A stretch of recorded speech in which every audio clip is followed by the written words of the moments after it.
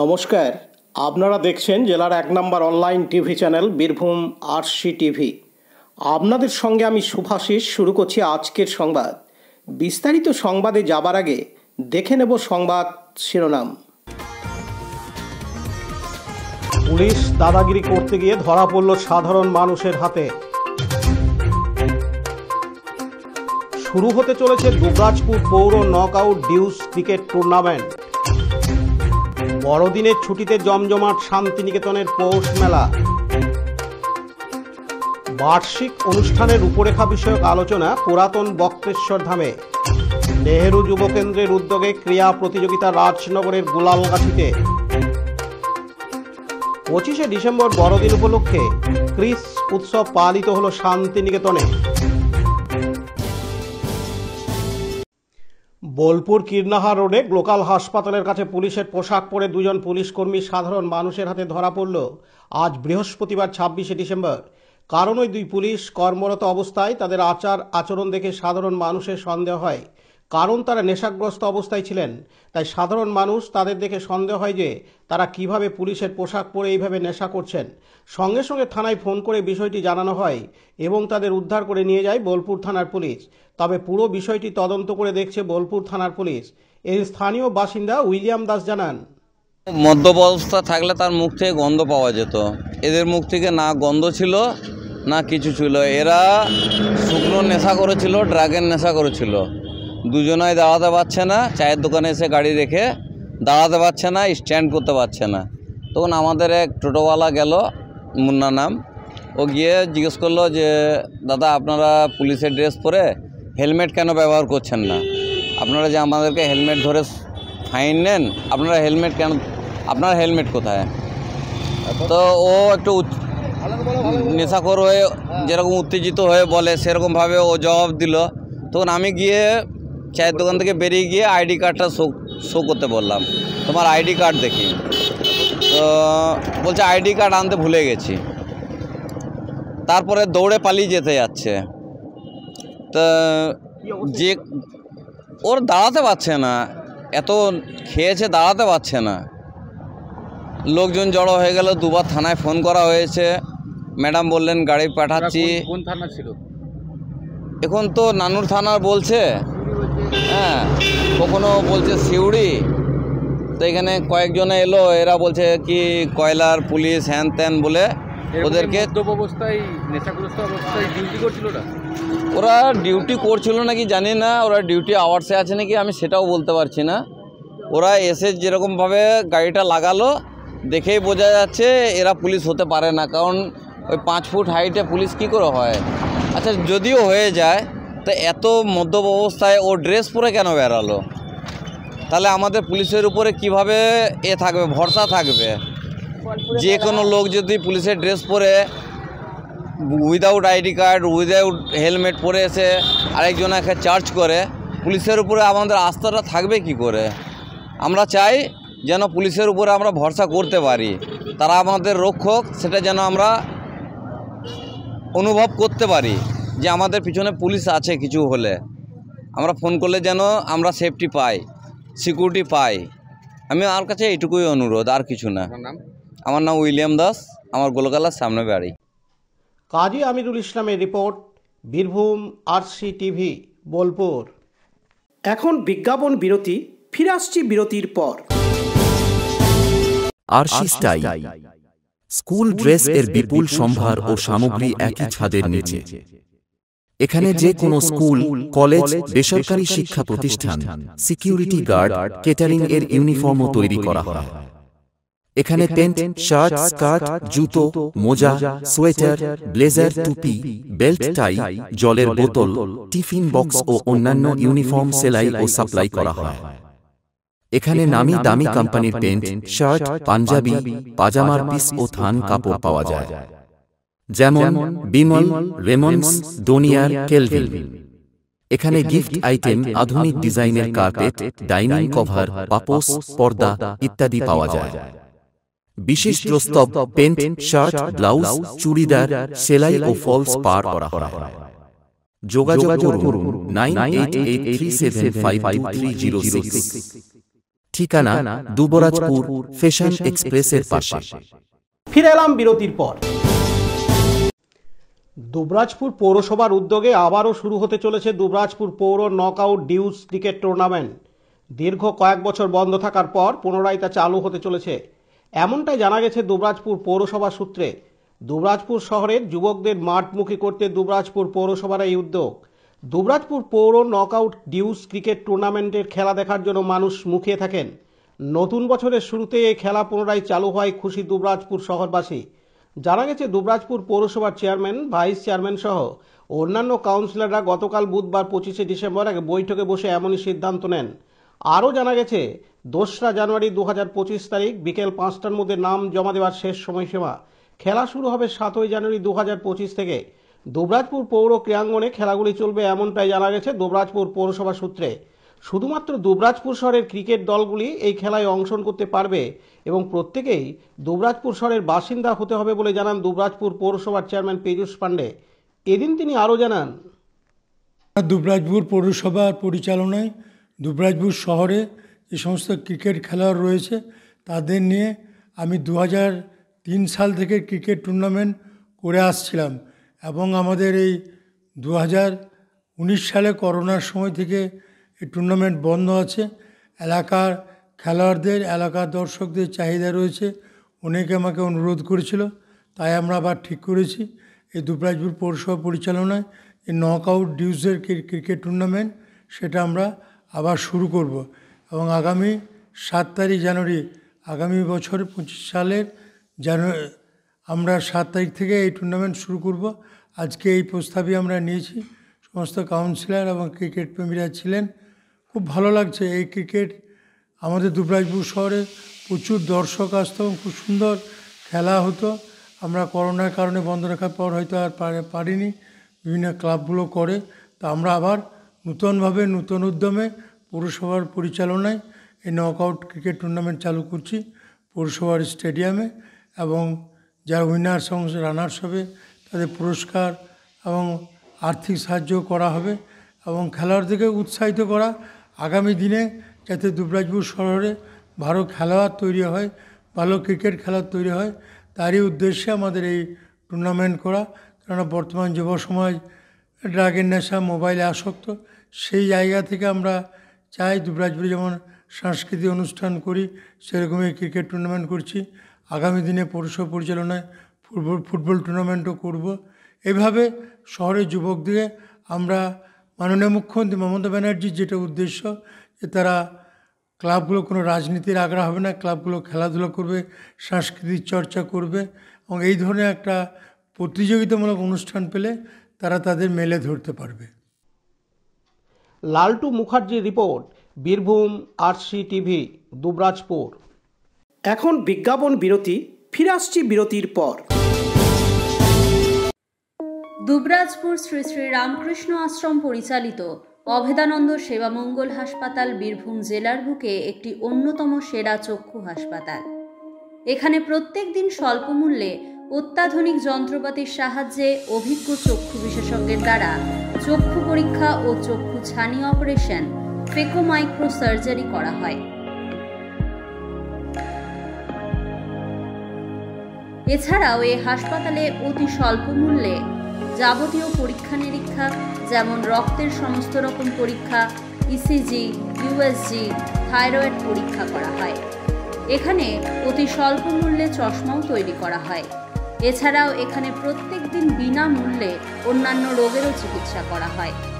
আমাদের আদর্শ শিব জ্ঞানে জীব সেবা।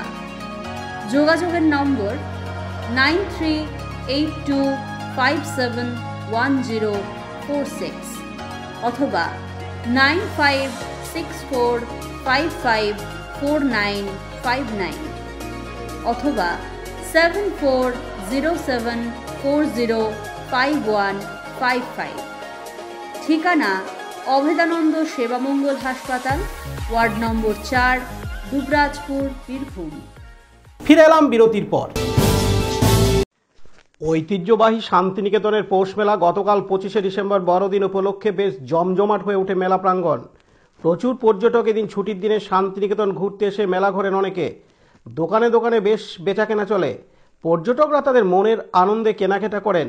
ব্যবসাদাররাও বেশ খুশি, তাদের ব্যবসা বেশ ভালো হচ্ছে বলে। সব মিলিয়ে একাকার শান্তিনিকেতনের ঐতিহ্যবাহী পৌষ মেলা। কাজী আমিরুল ইসলামের রিপোর্ট, বীরভূম RCTV, শান্তিনিকেতন।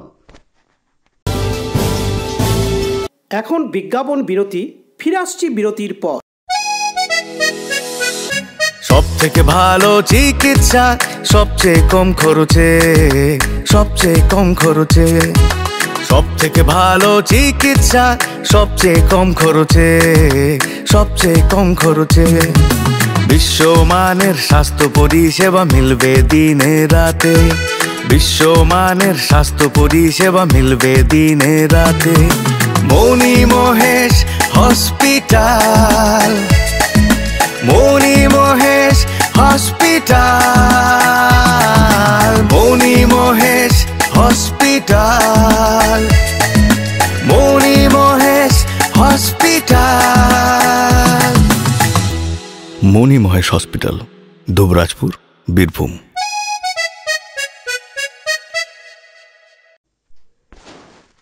গতকাল বুধবার 25শে ডিসেম্বর বড়দিনে পুরাতন বক্রেশ্বর উন্নয়ন সমিতি ও ভক্ত সংঘের সদস্যদের এবং হাজারো ভক্তের উপস্থিতিতে আগামী চৈত্র মাসের বার্ষিক অনুষ্ঠানের রূপরেখা বিষয়ক আলোচনা করা হয়। উল্লেখ্য, গত ফাল্গুন মাসের 2 তারিখ পুরাতন বক্রেশ্বরের অধ্যক্ষ শ্রী দামানন্দ সরস্বতী মহারাজ ইহলোক ছেড়ে অমৃতলোকে পাড়ি দিয়েছেন। ফলে প্রয়াত শ্রী দামানন্দ সরস্বতী মহারাজের অনুপস্থিতিতে গতকালের আলোচনা হয়। এদিন ভক্তিগীতি ও উপস্থিত বিশিষ্টজনেরা তাদের নিজ নিজ বক্তব্য পেশ করেন। আলোচনা শেষে প্রায় 1,500 ভক্তদের মধ্যে সুস্বাদু প্রসাদ সেবা করানো হয়। এদিন উপস্থিত ছিলেন পুরাতন বক্রেশ্বর উন্নয়ন সমিতির সভাপতি মুক্তিপদ মণ্ডল, সহ সভাপতি বিকাশ ঘোষ, কোষাধ্যক্ষ প্রদীপ দত্ত সহ অন্যান্য সদস্যরা ও ভক্তরা। উল্লেখ থাকে যে অধুনা পুরাতন বক্রেশ্বর ধামের দৈনন্দিন সেবা কাজে নিযুক্ত রয়েছেন জগন্নাথ প্রভুজি ও গৌরাঙ্গ প্রভুজি। এদিন পুরাতন বক্রেশ্বর উন্নয়ন সমিতির সভাপতি মুক্তিপদ মণ্ডল জানান, 25শে ডিসেম্বর পুরাতন বক্রেশ্বর ধামে এই দিনটিতে বনমহোৎসবের সঙ্গে এখানে বার্ষিক যে কর্মসূচি তার পর্যালোচনা হয় এবং বিভিন্ন জন এইখানের উন্নয়ন ইত্যাদি ব্যাপারে বক্তব্য তুলে ধরেন। স্বামী শ্রীদামানন্দজি এই অনুষ্ঠানটির সূচনা করে গিয়েছিলেন।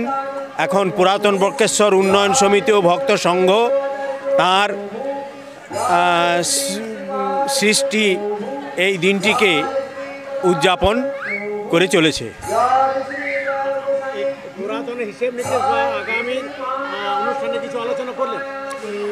আগামী 4 ও 5 ফেব্রুয়ারি এখানে ওনার যে সমাধি মন্দির বা ওনার যে প্রয়াণ দিবস সেই দিনটি উদযাপন হবে, সেই সময়েও অনুষ্ঠান হবে।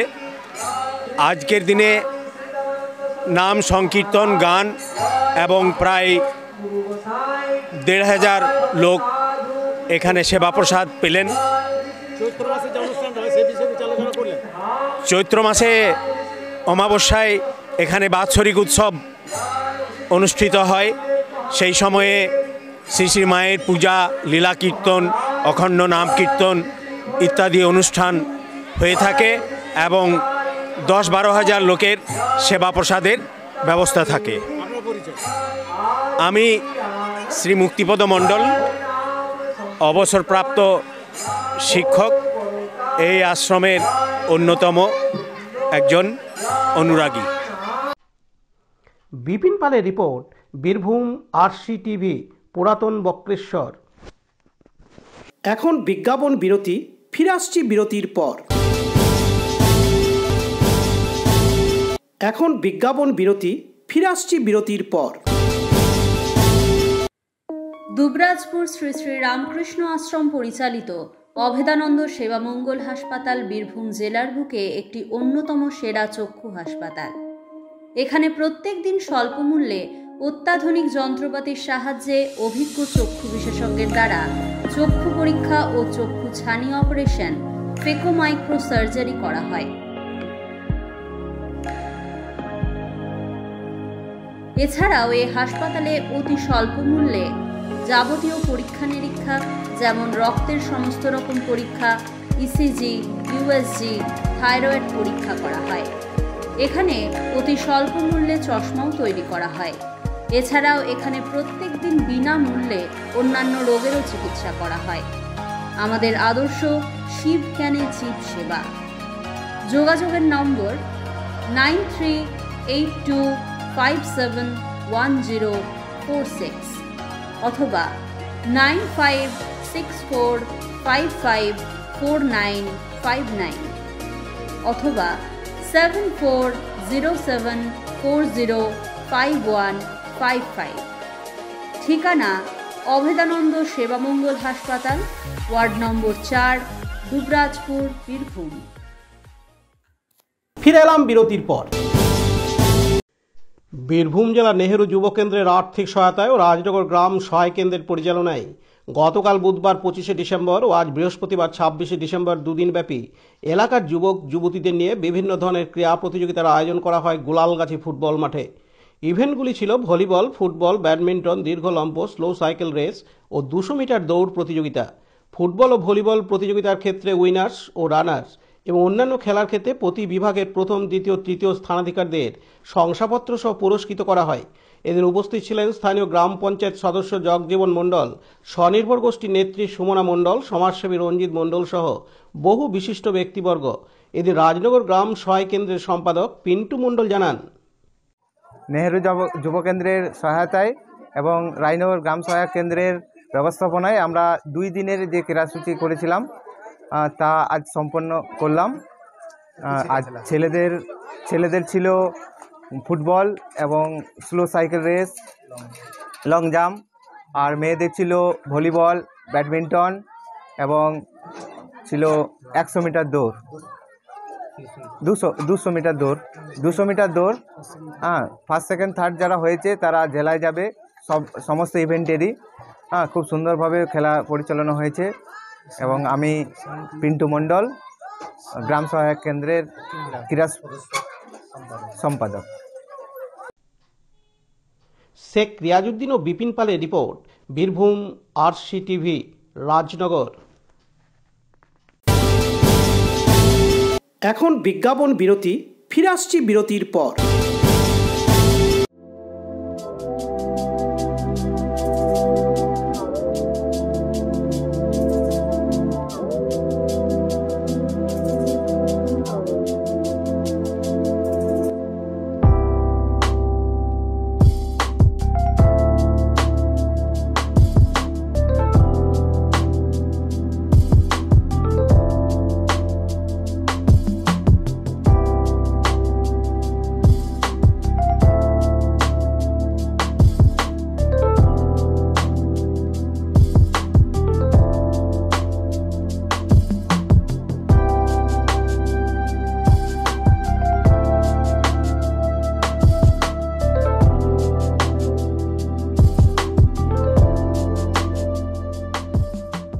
ফিরে এলাম বিরতির পর।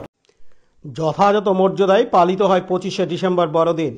শান্তিনিকেতনে বিপুল উৎসাহ উদ্দীপনার সাথে পালিত হচ্ছে ক্রিস উৎসব। এই উৎসবকে ঘিরে শান্তিনিকেতনে পর্যটকদের ব্যাপক ভিড় উপচে পড়ছে। এই ক্রিস উৎসবে শান্তিনিকেতনের কাঁচ মন্দিরে আলোয় আলোকিত হয়ে ওঠে। এই অনুষ্ঠানে যোগদান করেছে ছাত্রছাত্রী থেকে শুরু করে অধ্যাপক ও প্রাক্তনী আশ্রমিক সকলেই একত্রিত হয়ে ক্রিস উৎসব পালন করা হয় শান্তিনিকেতনে। একদিকে পূর্বপল্লীর মাঠে চলছে পৌষ মেলা, আর অপরদিকে জমে উঠেছে ক্রিস উৎসব। এদিন পর্যটকরা জানান, আমরা তো এসছি এখানে পৌষ মেলায়, একদিন আগে এসছি, আমরা এখানে থাকি না, বাট পৌষ মেলার উদ্দেশ্যেই পৌষ মেলা দেখতে এসছি। মেলা পরিক্রমা করেছি একদিন আগেই, আবার আজকেও সকাল থেকে ঘুরছি। মেলা একবার দর্শন করে এসে এখানে উপাসনা গৃহে আজকে যেহেতু সবার জন্য খুলে যায়, এটা দেখার অনেকদিন ধরে ইচ্ছে ছিল, অনুষ্ঠান দেখলাম, এভাবেই আর কি। আমার নাম প্রতীতি। আমার তো খুব ভালো লাগলো। আমি এটা সেকেন্ড টাইম এসেছি, মানে উইন্টারে আর কি, এর আগে কখনো আসিনি। আর ভালো লাগলো, খুব একটা দেখতে পেলাম না, বাট বাইরে থেকে যেতটুকু দেখলাম খুব সুন্দর লাগলো। না মানে জাস্ট ঢুকে চলে আসলাম, একদম ভেতরে। এর আগে কি এসেছেন? না এই আগে এসেছি, বাট এরকম টাইমে আসিনি, মানে ক্রিসমাসে আসিনি। কেমন অনুভূতি? খুবই ভালো লাগছে। মেলার দিকেই যাচ্ছিলাম আমরা, জাস্ট হঠাৎ করে চোখে পড়লো, দেখতে খুব সুন্দর লাগছে, তাই জন্য আসলাম। আপনার নাম? মাম্পি দে। কোথেকে আসছেন? আমি আসছি কলকাতা, মানে দমদম। কাজী আমিরুল ইসলামের রিপোর্ট, বীরভূম আরসি টিভি, শান্তিনিকেতন। আজকের সংবাদ এই পর্যন্ত। পরবর্তী সংবাদের জন্য চোখ রাখুন বীরভূম আরসি টিভির পর্দায়। নমস্কার।